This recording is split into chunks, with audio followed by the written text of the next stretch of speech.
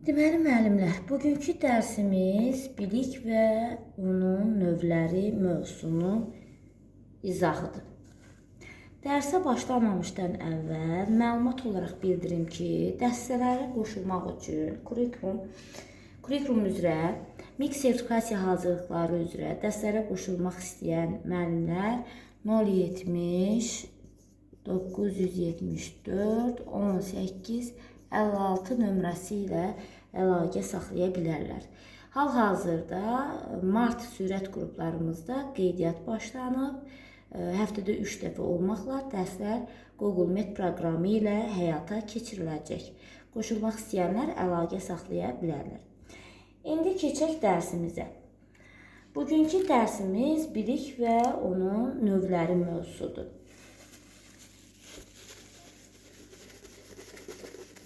Bilik və onun növləri. Müəllimlər, təhsilin əsas məqsədi şagirdlərə bilik vermək və onlarda bacarıq formalaşdırmaqdır. Məhz bu da müəllimin əsas vəzifələrindən biridir. Yəni, müəllimin də əsas vəzifəsi şagirdlərə bilik vermək və onlarda bacarıq formalaşdırmaqdır. Bilik, təcrübə və oxumaq nəticəsində əldə edilən məlumatdır. Bilik nədir deyəndə, yəni anlayın ki, başa düşün ki, bilik, təcrübə və oxumaq nəticəsində əldə edilən məlumatdır. Təhsilin də əsas məqsədlərdən biri də məhz şagirdlərə düzgün olduğu, təsdiqini tapmış biliyi öyrətməkdir. Düzgün və təsdiqini tapmış biliyin öyrədilməsidir. Biliyin özünün 4 növü var.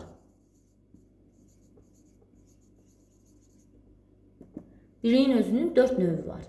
Birincisi faktoloji bilikdir.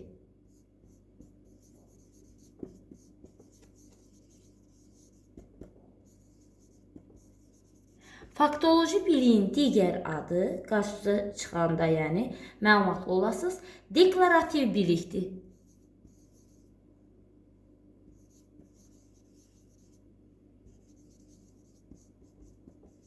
Deklarativ bilikdir. Biliyin ikinci növü konseptual bilikdir.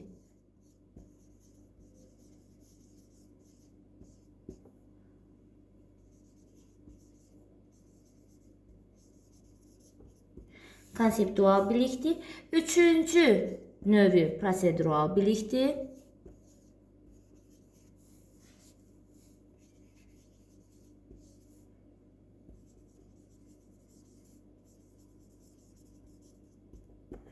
Üçüncü növü prosedural bilikdir.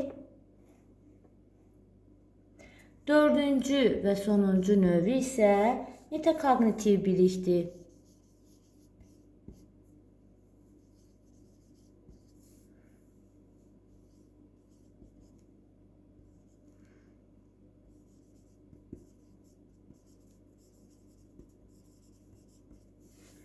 Metakognitiv bilik hesab olunur. Bu hal-hazırda qeyd etdiklərimiz biliyin növləri. Deməli, biliyin 4 növü oldu. Faktoloji bilik və ya deklarativ bilik, ikinci konseptual bilik, üçüncü prosedural bilik, dördüncü isə metakognitiv bilikdir. Əvvəlcə biz keçək faktoloji bilikdən. Başlayaq, faktoloji bilik nədir? Bu hissələri silib, faktoloji bilik haqqında məlumat verək. Yəni, deklarativ faktoloji bilik.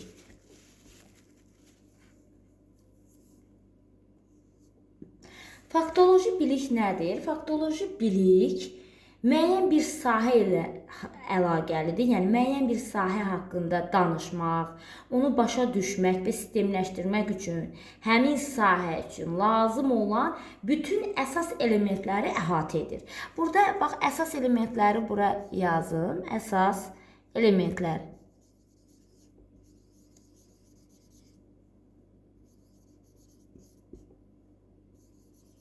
Əsas elementlər hamısı məhz faktoloji biliyə aiddir. Faktoloji bilik təsdiqini tapmış faktlardır. Faktoloji bilik nədir? Təsdiqini tapmış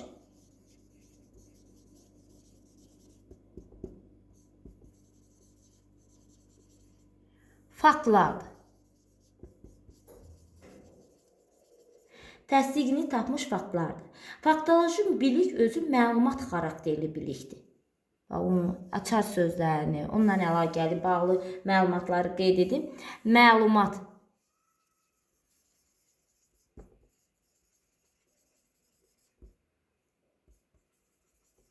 Deməli, faktoloji bilik hər hansı bir sahə haqqında danışmaq, onu başa düşmək və sistemləşdirmək üçün həmin sahəyə lazım olan əsas bütün elementləri əhatə edir. Faktoloji bilik təsdiqini tapmış faktlardır. Faktoloji bilik məlumat xarakterli bilikdir. Faktoloji bilik bulum idrak taksonomiyanın aşağı səviyyəsi olan xatırlamaq mərhələsi ilə əlaqəli olur. Yəni xatırlamaq səviyyəsinə uyğun gəlir. Deməli, faktoloji bilik bulum idrak taksonomiyanın hansı mərhələsi ilə bağlı olur, uyğun olur? Xatırlamaq. Yəni, yadda saxlamaq, xatırlamaq mərhələsinə aid olur. Faktoloji bilik. Bax, bilirik ki, bilik isə məzmun kitablarda cəmlənib. Həmin məzmun, yəni məzmuna aid olan, yəni faktoloji biliyə aid olan hissələri qeyd edim. Bütün faktlar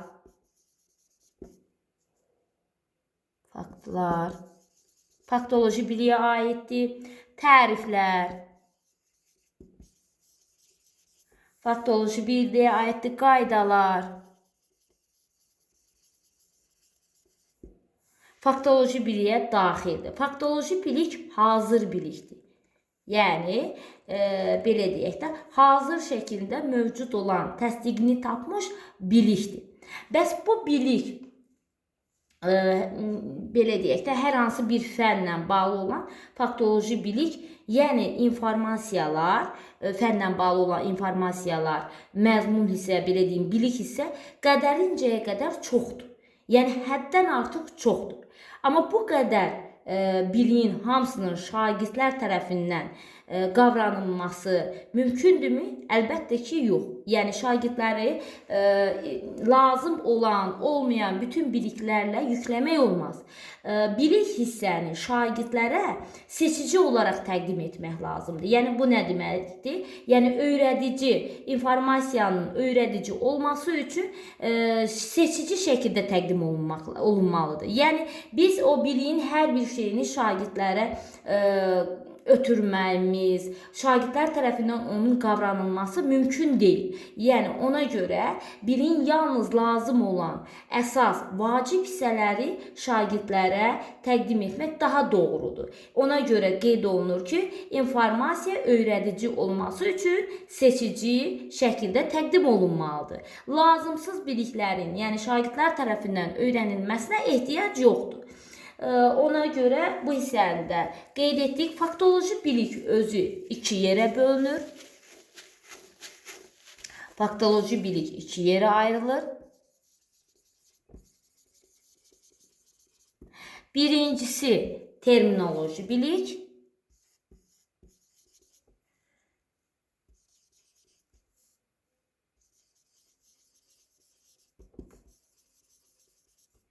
İkincisi isə spesifik bilikdir.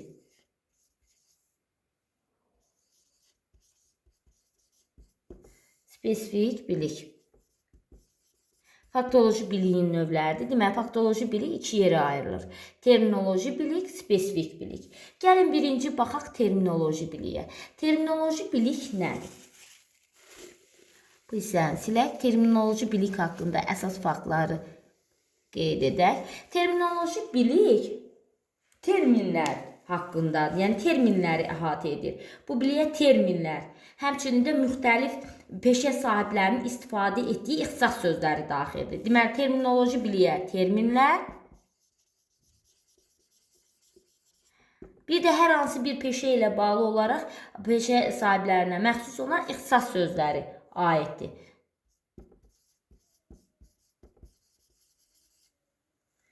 İxtisas sözləri aiddir.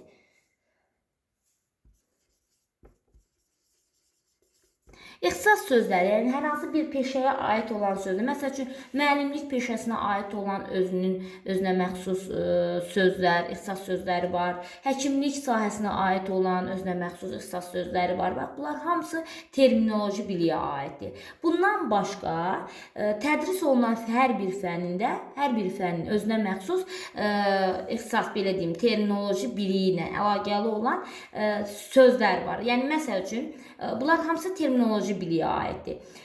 Hər bir fənnin özünə məxsus terminləri olduğu kimi, şagirdlər də həmin terminlərlə tanış olmalıdır. Həmin şagirdlər də hər fənə aid olan terminləri bilməlidir, tanış olmalıdırlar. Çünki bu terminləri haqqında məlumatlı olması, onların hər bir fənə aid olan terminlərin bilməsi, onların nitqinin savadlılığını artırmasına, nitq qabiliyyətinin inkişafına təsir edir.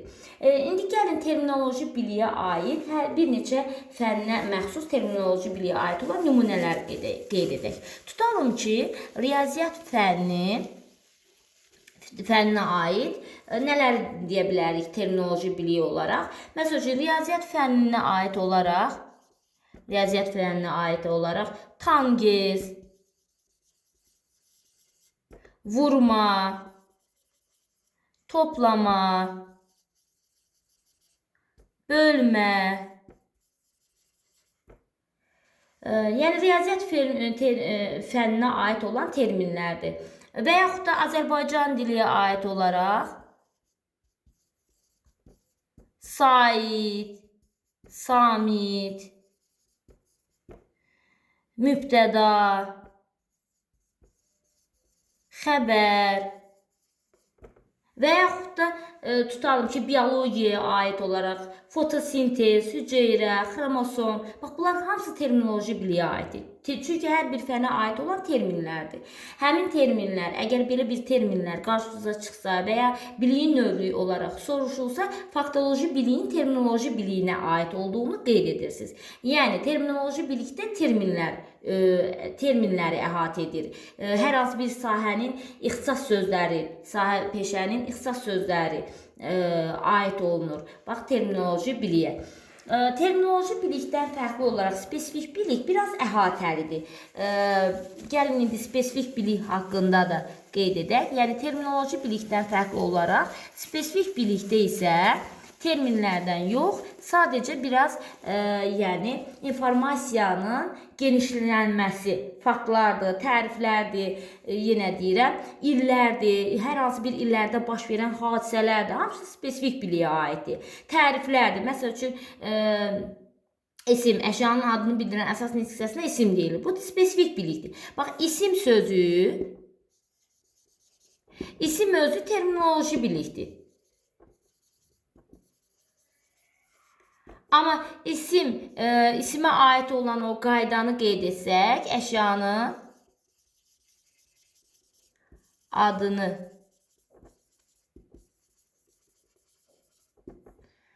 əsas nitq hissədir. Əşyanın adını bildirən əsas nitq hissənin isim olması, bu isə spesifik bilikdir. Yəni, həmin fənlə bağlı olan terminoloji biliyə aid olur, amma onu biraz genişləndirilməsi, onun haqqında olan təriflərdir, faktlardır, belə deyim, qaydaların hər biri spesifik biliyə aid olur. Spesifik biliyə, məsəl üçün, başqa bir misalı deyək. Tutalım ki, baxın, əlifba, hərif, səs, samit, bunlar hamısı Azərbaycan diliyə aid olan terminoloji bilikdir. Terminlərdə terminoloji biliyə aiddir. Amma biz desək ki, Azərbaycan dilinin əlifbasında 32 hərfdən ibarət olması, bu artıq spesifik bilikdir. Yəni, spesifik bilik, belə deyək də, spesifik bilik. Spesifik bilik hər hansı bir obyekt haqqında daha ətraflı informasiyanın verilməsidir. Spesifik biliyə olaraq. Deməli, və yaxud da isim, sifət, say, əvəzlik, bunlar nədir? Yenə Azərbaycan dilinə aid terminoloji biliyə aid olan terminlərdir. Amma məsəl üçün qeyd etsək ki, nitq hissələri 2-3 yerə bölünür. Əsas nitq hissələri, köməkçi nitq hissələri, 2 yerə bölünür. Əsas nitq hissələri, köməkçi nitq hissələri. Bu şəkildə qeyd etsək və yaxud da neçəsi əsas nitq hissələrə aid olduğunu, neçəsi köməkçi nitq hissələrə aid olduğunu qeyd etsək, bu artıq olacaq nə? Spesifik bilik. Ümumiyyətcə terminoloji, faktoloji bilik yadınızda saxlayın ki, yaddaşa əsaslanır. Yəni, yaddaşa əsaslanır, əzbərçiliyə əsaslanır. Əzbər şəklində yadında saxlanılan faktlar, təriflər hamısı faktoloji biliyə aiddir. Spesifik bilik olaraq da onu yadınızda saxlayın. Sualı nədir, kimdir, neçənci ildə baş verir? Bax, bu spesifik biliyin suallarıdır. Məsəl üçün, hər hansı bir illərdə baş verən hadisələr hamısı spesifik biliyə aiddir. Terminoloji biliyin spesifik biliyin növünə aiddir. Neçənci ildirsə hər hansı bir hadisənin baş verməsi, yenə bu da spesifik biliyə aiddir. Sualları nədir? Kimdir?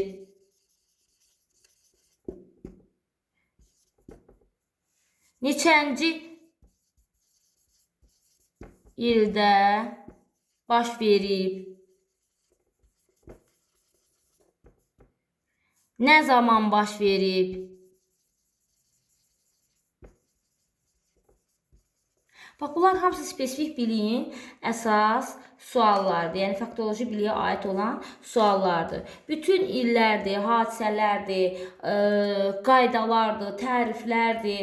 Hamısı faktoloji biliyə, spesifik biliyə aid olan hissələrdir. Sadəcə terminlər isə faktoloji biliyin terminoloji bilik hissəsinə aid olan hissələrdir. Sonra faktoloji bilik hazır məlumatlardır. Yəni, hazır şəkildə olan bilikdir. Faktoloji bilik hazırdır. Sadəcə burada şagirddən nə tələb olunur? Həmin hazır biliyi öyrənmək və ya öyrəndiyini qarşı tərəfə ötürmək. Şagirddən tələb olunan budur. Yəni, faktoloji bilikdə hazır şəkildə olan bilikdir. Yaddaşa, əzbərçiliyə əsaslanır, Sadəcə burada şagirddən tələb olunur ki, şagird həmin biliyi öyrənsin və qarşı tərəfə ötürsün. Faktoloji bilik, yenə deyirəm, bayaq da qeyd etdik, Bloom idrak taksonomiyanın aşağı səviyyəsi olan xatırlamaq mərhələsinə uyğun gəlir. Xatırlamaq. Yadda saxlamaq, xatırlamaq mərhələsi uyğun gəlir. Yəni, yadına salıb və əks tərəfə neyinir? Ötürür. Bu, faktoloji bilikdir. Faktoloji bilik haqqında qeyd etdiklərimiz bu qədər. Yəqin ki, başa düşdünüz, faktoloji bilik nədir? İndi keçək ikinci növü olan konseptual bilik haqqında öyrənək.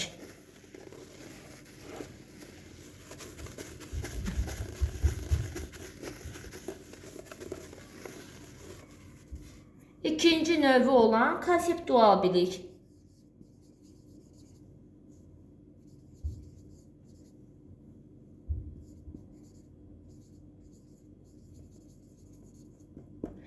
Konseptual bilik nədir? Konseptual bilik iki və daha artıq deklarativ, yəni faktoloji biliyin əlaqəsi, ümumiləşdirməsi nəticəsində formalaşan daha mürəkkəb bilikdir. Deməli, konseptual biliyin əmələ gəlməsində hansı bilik rol oynayacaq? Faktoloji bilik. 2 və daha artıq, yəni kökünü belə deyək də, təşkil edəcək. Kökünü deyəndə, yəni konseptual biliyin formalaşmasında şagirdə məhz faktoloji biliyin məlumatları lazımdır. Faktoloji bilik lazımdır. Deməli, konseptual bilik nə oldu? Bu bilik 2 və daha artıq deklarativ biliyin əlaqəsi, ümumiləşdirməsi nəticəsində formalaşan daha mürəkkəb,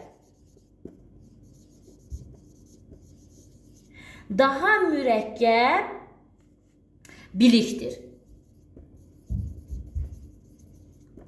Daha mürəkkəb bilikdir. Deməli, yenə deyirəm, konseptual bilikdə deklarativ biliyin məlumatları lazımdır. Deklarativ biliyin əlaqəsi və ümumiləşdirilməsi nəticəsində formalaşır konseptual bilik. Konseptual bilik nə üçün sualına?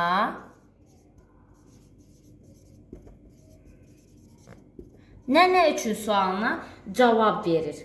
Nə üçün sualına cavab verir? Məsəl üçün, konseptual bilik olaraq tutalım ki, şagird fəsillər nə üçün yaranır sualına cavab verməsi tələb olunur. Bax, şagirdin fəsillər nə üçün yaranır sualına cavab verən zaman həmin şagirdin yer, günəş sistemi, yerin günəş ətrafında fırlanması, yerin günəşə tərəf əyilmə meyilliyi kimi bu kimi məlumatların bilməsi kifayət eləmir. Yəni bu kimi məlumatlar nələrdir? Faktoloji biliyin məlumatlarıdır. Yəni bu məlumatların bilməsi ilə kifayətlənmir. Eyni zamanda onlar arasında əlaqə qurması lazımdır. Əgər həmin məsəl üçün bayaq biz sadaladıqlarımız yer, günəş sistemi, yerin günəş ətrafında fırlanması, yerin deməli günəşə tərəf əyilmə meyilliyi arasında əlaqə qurması və ondan nəticə çıxarması və bunun nəticəsində fəsillər nə üçün yaranır sualına cavab tapması və öz münasibətini bildirməsi varsa, bu olacaq konseptual bilik. Bu olacaq konseptual bilik. Yəni əlaqə qurub fəsillərin yaranma səbəbini izah edə bilirsə, deməli burada konseptual biliyə sahibdir həmin uşaq. Konseptual biliyə sahib olacaq həmin uşaq. Sonra bu bilikdə məsəl üçün biz qeyd etdik ki, faktoloji bilikdə hazır bilikdir. Yəni kitabda hazır məlumatı verilmiş bilikdir. Amma konseptual bilikdə hazır kitabda məlumatı yoxdur. Sadəcə burada şagirdlərin öz təəssüratlarında, öz münasibətini, öz fikirlərini, öz düşüncələrini dilə gətirməsi, nəticəsinin dilə gətirməsi, yəni belə ümumiləşdirsək, özünü ümumiləşdirərək, həmin fikirləri ümumiləşdirərək nəticə çıxartması və yaxud da bu bilikdə şagirdin öz dəsti xəttin olması, şagirdin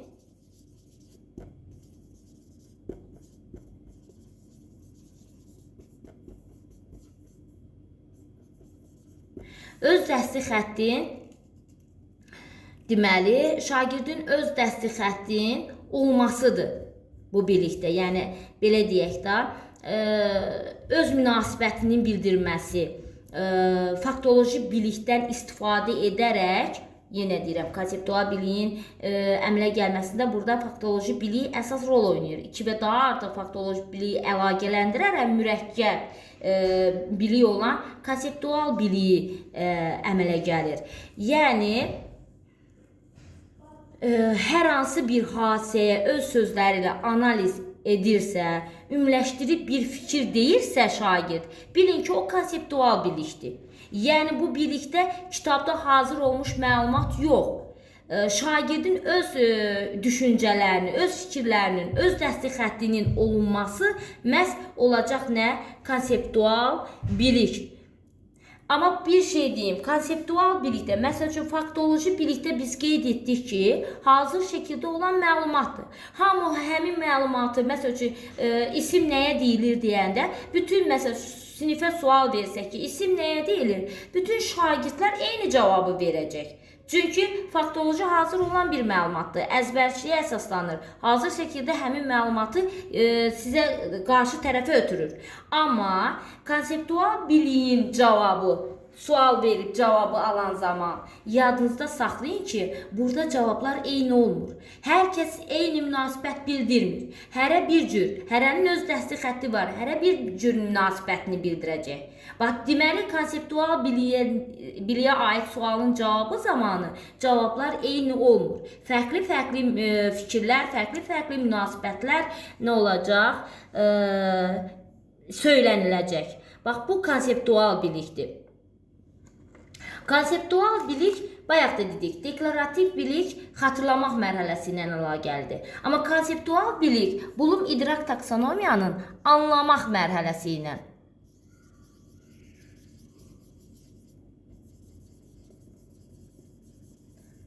Anlamaq mərhələsi ilə əlaqəlidir. Konseptual bilikdə bax müqayisə aparmaq özü də konseptual biliyə aiddir. Müqayisə aparmaq özü də konseptual biliyə aiddir. Müqayisə aparmaq, müqayisələrin aparması. Anlamaq mərhələsinə aid olur. Bloom idrak taksonomiyada konseptual bilik şagirdin özünün gəldiyi nəticədir. Qısa belə bütün fikirləri ümumiləşdirsək, konseptual bilik şagirdin özünün gəldiyi nəticədir. Deməli, konseptual bilik nə oldu? Şagirdin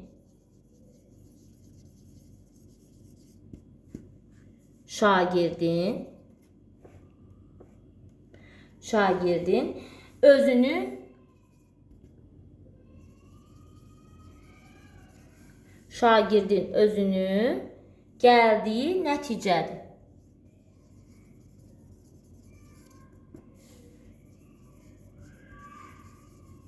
Yenə qeyd edib, konseptual biliyin zamanı verilən suala hamı eyni cavab vermir. Yəni burada fərqli cavablar alınır. Çünki hamının münasibəti, hamının özünün fikri, hamının o əlaqə quraraq əks tərəfə onun nəticəsini deməsi eyni deyil. Amma faktoloji bilikdə bayaq dedik, hamının cavabı eyni olacaq. Amma konseptual bilikdə hərənin münasibəti fərqlidir. Eyni cavablar alınmayacaq. Konseptual bilik yenə qeyd edib, anlamaq mərhələsi ilə əlaqəlidir. Konseptual bilik sonda şagirdin özünün gəldiyi nəticəsidir. Konseptual bilik özünün 3 kateqoriyası var. Konseptual biliyin özünün 3 kateqoriyası var. Həmin kateqoriyaları qeyd edək. Bax, ümumiləşdirməklərdir, nəticə çıxarmalardır, müqayisələrin aparılmasıdır, sonra nəzəriyyələrdir, modeldir, strukturlardır, təklif vermələrdir, müqayisələrin aparılmasıdır, prinsiplərdir və ümumiləşdirmələrin edilməsidir. Bax, bunlar hamısı konseptual biliyə aiddir. Bunların hamısı konseptual biliyə aiddir. Konseptual biliyə aid sözlərdir. Bunu bu cürdə yadınızda saxlaya bilərsiniz. Deməli, konseptual bilik 3 kateqoriyası var.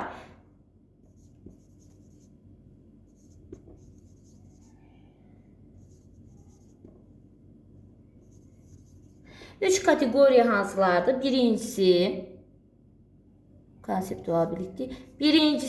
Birinci kateqoriya odur ki, təsnifat və kateqoriyalar özləri.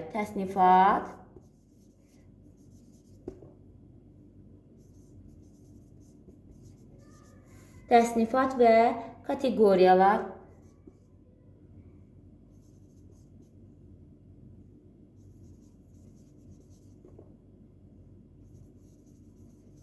Təsnifat və kateqoriyalar. Yenə təsnif etmək özü konseptual biliyə aiddir. Təsnif etmək özü konseptual biliyə aiddir.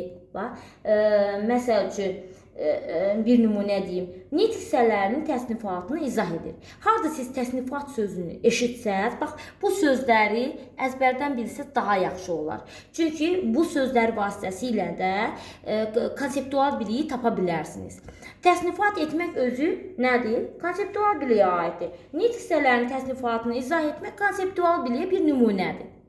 Yəni, konseptual biliyə malikdir ki, şagird nitq hissələrinin təsnifatını izah edə bilir. Təsnifat və kateqoriyalar birinci. İkincisi, prinsip və ümumiləşdirmələr.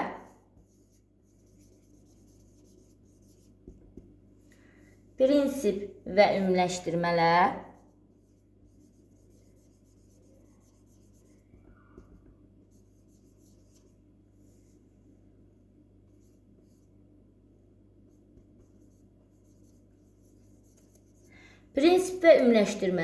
Baxın, prinsip və ümumiləşdirmələr də müəllimlər, deməli, konseptual biliyə aid kateqoriyadır.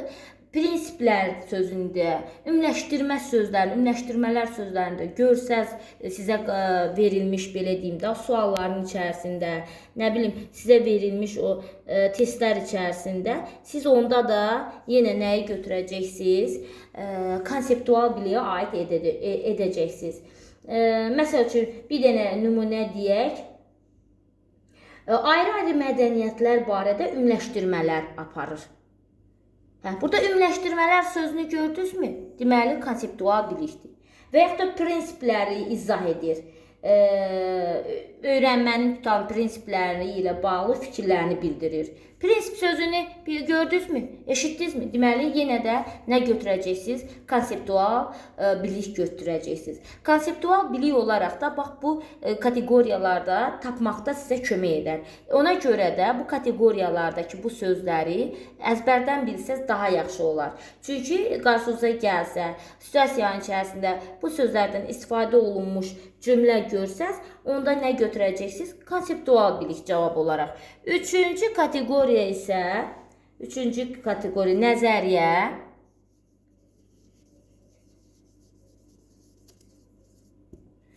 Nəzəriyyə, model.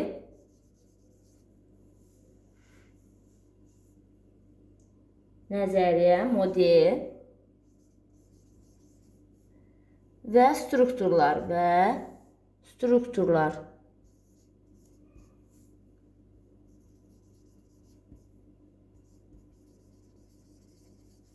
Bax, bu sözlərin hər biri də konseptual biliyə aiddir. Məsəl üçün, bir dənə nümunə desək, müqayisə etmək. Bax, burada bir dənə əlavə də qeyd edeyim, müqayisə etmək.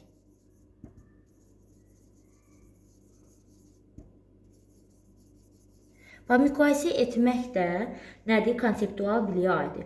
Tutalım ki, bax, isimin nə olması, sifətin nə olması haqqında biliyə malikdirsə, onun tərifini əzbərdən bilirsə, bu faktoloji bilikdir.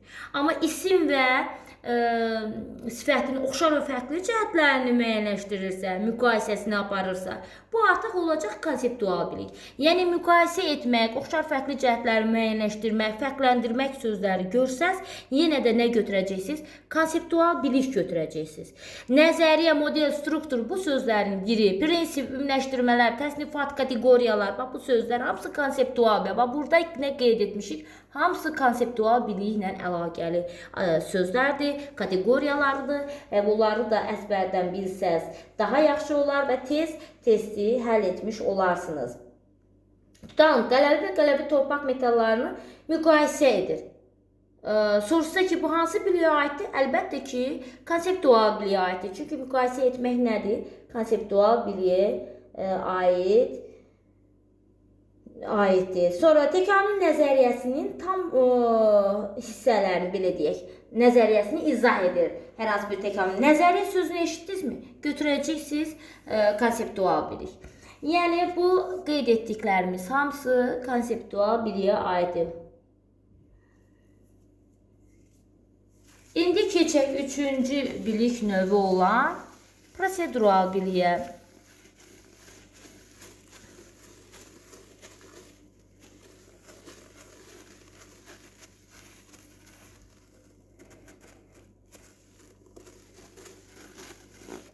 İndi keçək prosedural biliyi izah edək. Üçüncü bilik növü olan prosedural bilik.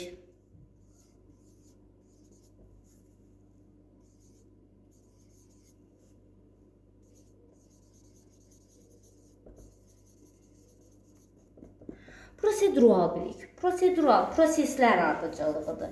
İcra etmə ardıcıllığıdır. Bu bilik bir şeyin necə etməklə bağlı və ya müəyyən bir tapşırığın icrasına lazım olan bilikdir. Deməli, prosedural bilik hər hansı bir işin necə icra etmək haqqında biliyə sahib olmaq və həmin icranın tətbiq etməsi ilə bağlı olan bilikdir. Prosedural bilik bir işin yerinə yetirməsi ilə bağlı olan bilikdir. Prosedural bilik. Yəni bu bir işi icra edəndə hansı biliyin hansı ardıcıllıqla yerinə yetirəcəksə, onun bilməsi və eyni zamanda bilməklə kifayətlənmir. Eyni zamanda o ardıcıllığı yerinə yetirməsidir. Deməli, hər hansı bir işin yerinə yetirmək ardıcıllığını bilmək də prosedural bilikdir. Prosedural bilik necə sualına cavab verir. Yəni, prosedural bilik icra etmə ardıcıllıqlarını bilməkdir, icra etmə ardıcıllığını bilməklə yanaşı, həm də yerinə yetirmək, tətbiq etməsidir. Məsəl üçün, tutalım, fonetik təhlilini necə aparmaq olar?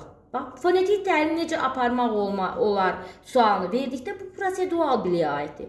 Çünki fonetik təhlilin aparma ardıcıllığını bilir. Deməli, aparma ardıcıllığını bilirsə, deməli, bu olacaq prosedural bilik. Bir də var ki, fonetik təhlilə aid bir nümunəni yerinə yetirir. Tətbiq etməsi də prosedural bilikdir. O ardıcıllığın bilməsi də prosedural bilikdir. Deməli, prosedural bilik, müəllimlər, bunun idrak taksonomiyanın həm xatırlamaq mərhələsi ilə əlaqəli olur, həm də tətbiq etmək.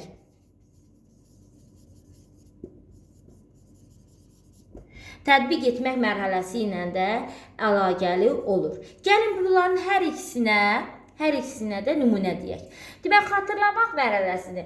Tutalım ki, şagird misalın və yaxud da məsələnin həlli yolunun ardıcıllığını bilir. Əgər həlli yolunun ardıcıllığını əzbərdən bilib onu söyləyirsə, deməli, burada olacaq xatırlamaq. Prosedural bilik xatırlamaq. Yəni, yadınızda belə saxlayın ki, prosedural bilik yalnız tətbiq etmək, mütləq orada tətbiq etmək olmalı söhbəti yoxdur. Tətbiq də ola bilər. O ardıcıllığı bilə də bilər. Bax, əgər o ardıcıllığı əzbərdən bilirsə, xatırlamaq mərhələsi olacaq və söyləyirsə, xatırlamaq mərhələsi olacaq. Prosedural bilik xatırlamayın. Yenə deyirəm, məsəl üçün. Deyir ki, məsələnin, lövhədə tutalım ki, yazılmış hər hansı misal və ya məsələnin həlli ardıcıllığını əzbərdən şagird söyləyirsə, mərhələ olaraq xatırlama mərhələsi olacaq.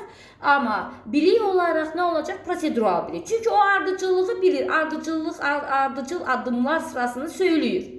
Amma həmin lövhədə yazılmış o məsələmi, misalımı, ardıcıllığını gəlib lövhədə onu tətbiq etsə, onu yerinə yetirsə, işləyib həllinin cavabını çıxartsa, onda olacaq tətbiq et. Prosedural bilik, tətbiq etmə mərhələsi. Deməli, prosedural bilik icra etmə ardıcıllıqları addımlardan ibarətdir. İcra olunan hər hansı bir prosesdir. Burada yalnız, yenə deyirəm, icra etmək tamamilə biz əlaqələndirə bilmərik. Əgər o icra etmə ardıcıllığı həm bilirsə də yenə prosedural bilikdir, həm də onu tətbiq edirsə də yenə də prosedural bilik hesab olunur. Yəni, bu bilik ardıcıl şəkildə tətbiq olunan addımlar seriyası nəzərdə tutulur prosedural bilik. Prosedural bilik tətbiq etdikcə daha da möhkəmlənir. Baxın, müəllimlər, gəlin belə bir hissəyə baxaq. Bax, prosedural bilik bəzən müəllimlər qarışdırırlar. Niyə? Çünki, yenə deyirəm, burada xatırlama mərhələsi də var. Yəni, o icra ardıcıllığını əzbərdən bilirsə də prosedural bilikdir. Əzbərdən bilməklə yanaşı, onu yerinə yetirirsə, tətbiq edirsə həmin ardıcıllığı, yenə də bu nədir? Prosedural bilik hesab olunur. Məsəl üçün, bir işi tutalım ki, maşın sürməyi, maşının necə idarə olunmasını bilirsə də prosedural bilikdə ardıcıllığı, necə işə salınır, necə kodlanır, necə hərəkət olunmalıdır, o ardıcıllığı bilirsə də prosedural bilikdə. Bir də var ki, həmin insan oturur maşının sükanının arxasına və həqiqətən o bildiyini neyir? Tətbiq edir, icra edir, başlayır o maşını sürməyə. Bu da olacaq nədir? Bu da olacaq prosedural bilik və tətbiq etmə mərhələsi. Bax, hər ikisində də prosedural bilik alınır. İndi prosedural bilikdə bir hissə də var, oranı da izah edim. Bax, prosedural bilikdə müəllimlər, onu qeyd edim ki, prosedural bilikdə bilikdə bilik icra olunur. Burada prosedural bilikdir. Amma prosedural bilikdən alınan nəticə, sonda alınan nəticə deklarativ və konseptual bilik olur. Deklarativ və konseptual bilik olur. İndi bunu bir nümunə üzərində göstərir. Tutalım ki, mən yazıram bura. Baxın, bir riyazi olaraq bir misal deyim. Tutalım ki, mən yazıram 5 vurulsun 12. Belə bir misal vermişəm şagirdlərə. Baxın, 5 vurulsun 12. 5 vurulsun 12 ardıcıllığını, necə vurmaq lazım olduğunu, ardıcıllığını bilirsə də, bu da prosedural bilikdir. Həmin ardıcıllığını bilib gedib onu həqiqətən də yerinə yetirirsə də, bu da prosedural bilikdir. İndi bax, cümləyə baxın, dedik ki, prosedural bilikdən alınan nəticə deklarativ bilik olur və yaxud da konseptual bilik olur. Baxın, indi baxın, bu hər şagird bunu fərqli şəkildə icra edə bilər. Hər şagird bunu fərqli icra edə bilər.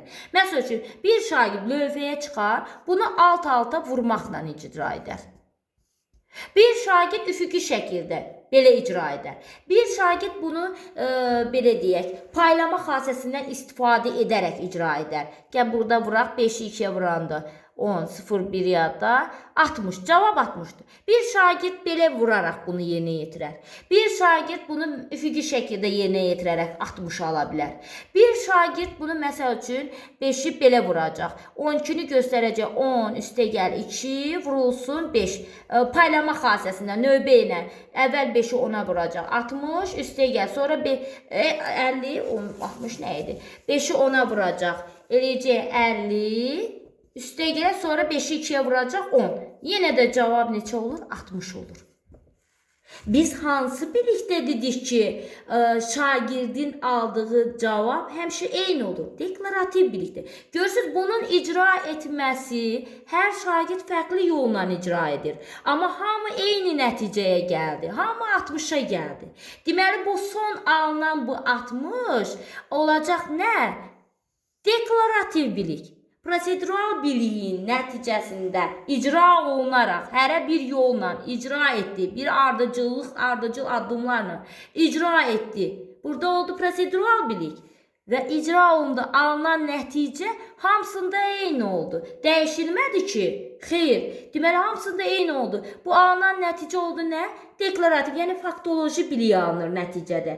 Yəni, prosedural bilikdə icra olunaraq sonunda icra olunur. Bura prosedural bilik hesab olunur.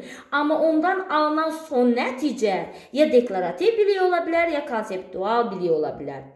Hərə bir müxtəlif yollarla işlədi, amma sonda hamıda eyni nəticə oldu. Bu olur nə? Nəticələr deklarativ bilik. Amma işlənmə ardıcıllıqları bu olur prosedural bilik. Deməli, müəllimlər, keçək indi prosedural biliyin bir hissəsi də qalıb o hissəsinə. Bax, prosedural bilik avtomatikləşə bilər. Yəni, bu nədir? Bax, birinci belə deyək. Başdan başlayaq. Məsəl üçün, şagird nə isə öyrənir. Kitabdan informasiyanı, biliyi əldə edir. Əvvəlcə onun əldə etdiyi nədir? Bilikdir. Öyrənir, oxuyur, öyrənir.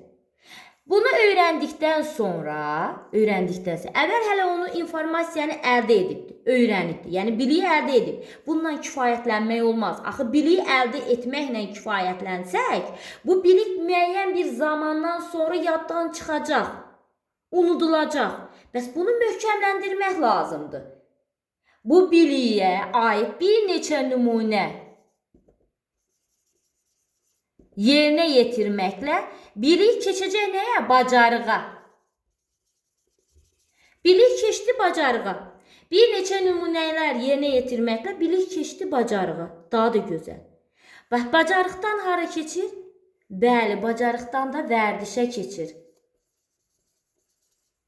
Bacarıqdan da vərdişə keçir. Yaxşı, bacarıqdan vərdişə necə keçir? Bax, biz biliyi öyrəndik.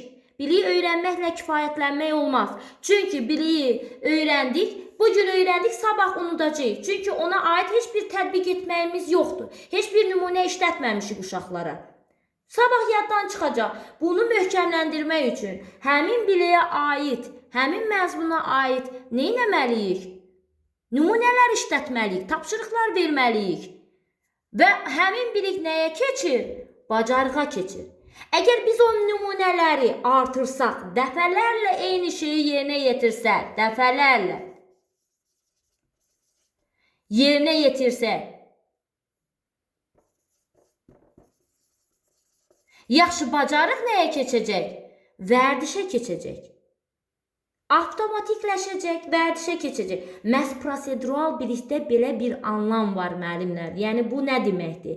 Əgər bir işi dəfələrlə yerinə yetirilərsə, avtomatikləşəcək. Yəni düşünülmədən birbaşa tətbiq oluna biləcək. Bayaq mən məsəl üçün maşın sürməyi dedimmi? Maşın sürməyi artıq profesional sürücülər vərdiş halına keçiblər. Onlar o qədər eyni şeyi təkrarlayıblar, dəfələrlə eyni şeyi yerinə yetiriblər, əvvəl öyrəniblər. Məsəl üçün kitabdan, belə deyək də, maşını öyrənməsi ilə qeyd ediriksə, əvvəl informasiyanı əldə ediblər. Sonra başlayıblar onu bir neçə nümunə ilə tətbiq edib bacarığa çeviriblər. Sonra keçib o bacarığı dəfələrlə yerinə yetirərək, eyni şeyi təkrarlayaraq artıq maşın sürməyi nə halına keçib? Vərdiş halına keçib, avtomatikləşib, yəni düşünülmədən birbaşa tətbiq edirsə, deməli bu prosedural bilikdə belə bir hal var. Baxın, dəfələrlə eyni şeyi yerinə yetirərsə, prosedural bilikdədir. Birbaşa tətbiq oluna bilər. Birbaşa tətbiq də hardadır? Vərdişdə. Yəni vərdiş halına alıbsa, o düşünülmədən birbaşa tətbiq oluna bilir. Vərdişə çevrilə bilir. Bax, bu da prosedural biliyə aid olan məqam idi. Bunu da izah etdim sizə. İndi keçək prosedural biliyin də, müəllimlər, kateqoriyaları var. Onları da qeyd edək. Prosedural bilik də 3 kateqoriyaya bölünür.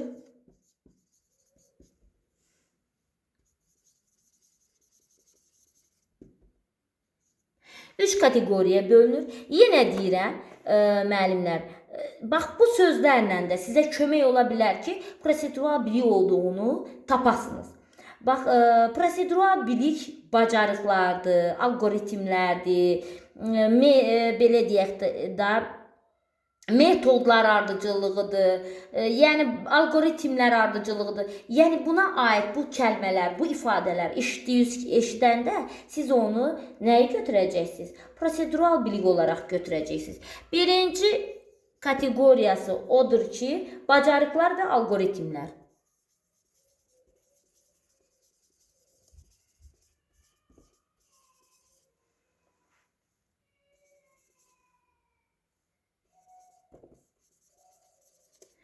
Bacarıqlar və algoritmlər sözünü görsəz, götürəcəksiniz prosedural biliyi.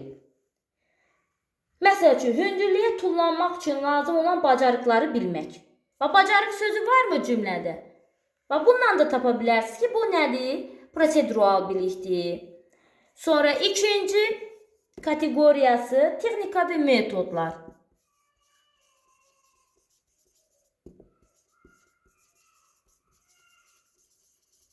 Bax, texnika və metodlara aiddir. Hər hansı bir ifadə gəlsə, yenə də siz prosedural biliyi götürəcəksiniz.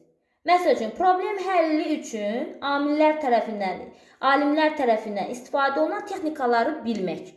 Yəni, hər hansı bir texnikaları bilmək nədir? Prosedural biliyə aid olacaq. Məsəl üçün, tədqiqat metodları bilmək. Metoddur, texnikadır, algoritmdir, bacarıqdır. Bu ifadələr də işləndiyi zaman siz götürəcəksiniz prosedural biliyi. Üçüncü kateqoriyası isə müvafiq prosedurlarda yerində istifadə etmək meyarıdır. Müvafiq prosedurlarda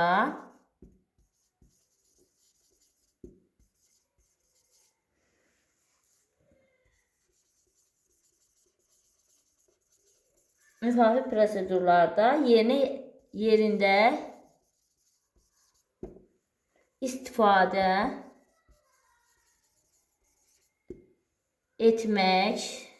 etmək meyarıdır.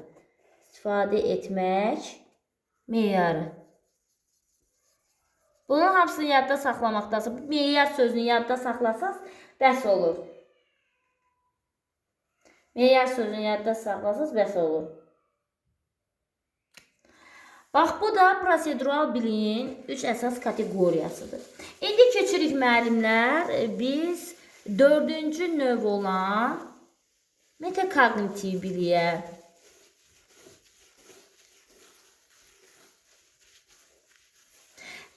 Biliklər arasında ən yüksək səviyyə, ən üstün səviyyə metakognitiv bilikdir. 4-cü metakognitiv bilik.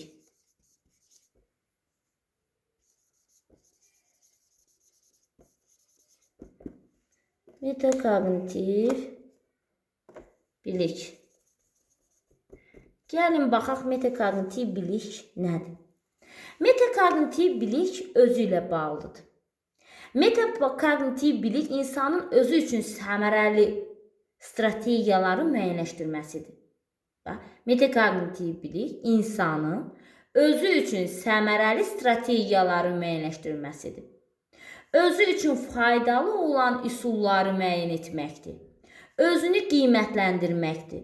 Öz fəaliyyətini tənqidi yanaşmaqdır. Özünün mənfi və müsbət cəhətlərini görə bilməkdir. Yəni, belə ümumiləşdirsək, metakognitiv bilik özü haqqında bilikdir.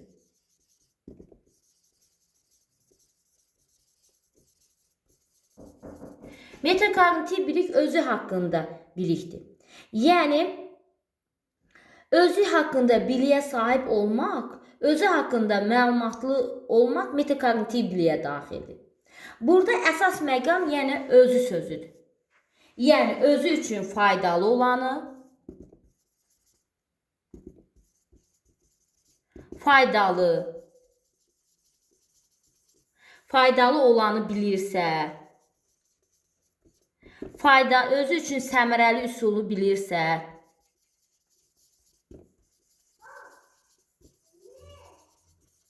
özünün mənfi və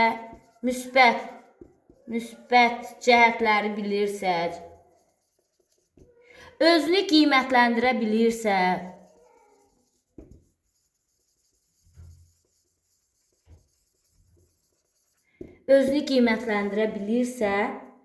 ümumiyyətcə, özü üçün faydalı olan üsulları müəyyən etmək, özünü qiymətləndirmək, öz fəaliyyətini tənqidi yanaşmaq, özünün mənfi və müsbət cəhətlərini, güclü və zəif cəhətlərini hamısını bilirsə, yəni, yenə deyirəm, burada ən böyük açar məqam özü haqqında bilik sahibi olmaqdır. Yəni, özü sözü daha ən önəmli məqamlardan biridir. Bunlar hamısı metakognitiv biliyə aiddir. Metakognitiv bilik ən yüksək səviyyəli bilikdir. Ən yüksəkdə dayanan bilik metakognitiv bilikdir. Metakognitiv bilik özü 3 kateqoriyaya bölünür.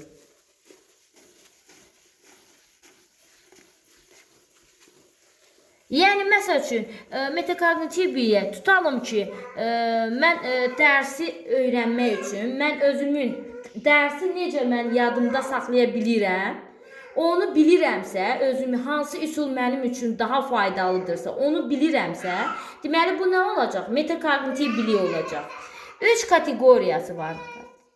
3 kateqoriyası var. Birincisi, strateji bilik.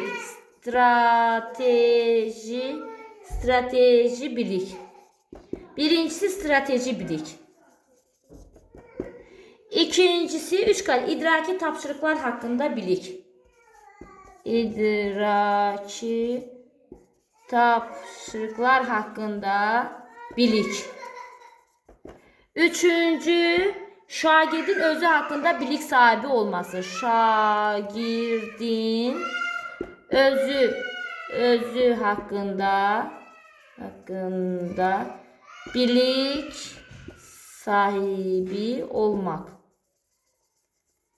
Deməli, metakognitiv bilikdə 3 kateqoriyaya bölünür. Strateji bilik. Ümumiyyətlə, strategiya sözü daha çox metakognitiv biliklə əlaqəli sözdür. Strategiyaları bilmək. Yəni, özü haqqında strategiyalar, özü üçün səmərəli olan strategiyaları bilmək.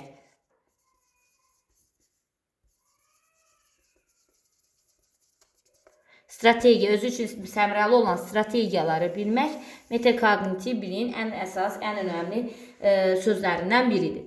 Deməli, strateji bilikdir, idraki tapşırıqlar haqqında bilikdir, şagirdin özü haqqında bilik sahibi olması da bu üç kateqoriyada metakognitiv biliyə aiddir.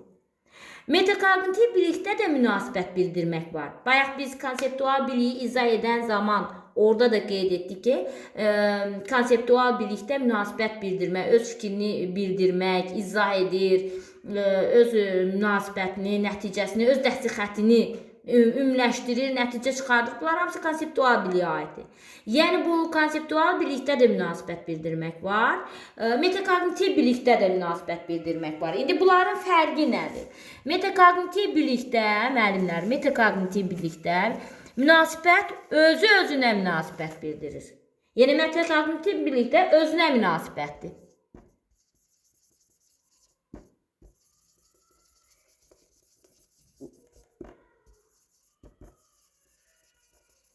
Metakognitiv bilikdə özünə münasibət bildirməkdir. Yəni öz sözünü özünə münasibət bildirirsə, bu metakognitiv bilik götürürsünüz. Amma başqasına münasibət bildirirsə, başqasına üçün münasibət ifadə edirsə, fikir ifadə edirsə, burada artıq biz metakognitiv yox, konseptual bilik götürürük. Yəni metakognitiv bilik özü haqqında bilik sahibi olmaqdır. Burada ən önəmli söz elə öz sözü ilə götürürsünüz. Deməli, bu dərsimiz oldu bilik və onun 4 növü olan növləri haqqında izahımız. Və bununla da biz yekunlaşdırdıq. Bu dərsimizin son bilik növü olan metakognitiv bilik idi. Bu bilik haqqında da məlumat verdik, müəllimlər. Dərs videosuna baxan hər bir müəllim dərsə videolarıma like etsin, bəyənsin. Qoy bu qədər zəhmətimizi dəyərləndirin, hörmətli müəllimlər. Bir də abunə olmağı unutmayın. Sağ olun. Bugünlük bu qədər.